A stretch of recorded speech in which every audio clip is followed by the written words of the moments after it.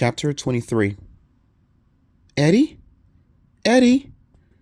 My voice grew higher and more frightened as I called his name.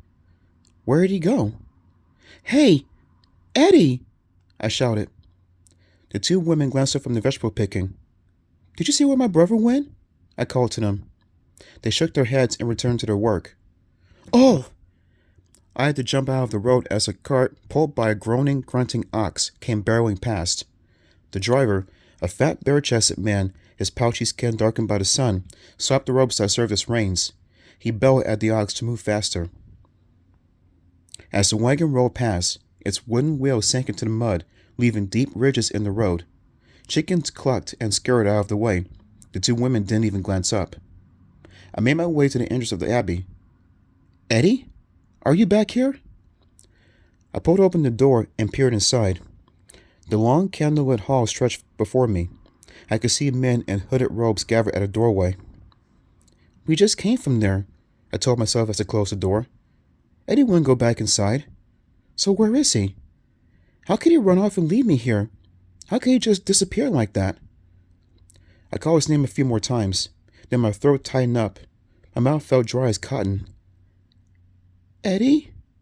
I called weakly. My legs began to tremble as I walked to the side of the first cottage. Don't panic, Sue, I told myself. You'll find him. Just don't panic. Too late. I was really scared. Eddie wouldn't suddenly wander off and go exploring without me. He was too scared. So where is he? I peered into the open doorway of the cottage. A sour smell floated out from inside. I could see a crude wooden table and a couple of wooden stools. No one in there. I made my way behind the cottage. A grassy pasture stretched up a gently sloping hill. 4 or 5 cows stood halfway up the hill, their heads lowered as they chewed the grass. I cupped my hands around my mouth and called to my brother. My only reply was the soft mooing of a cow.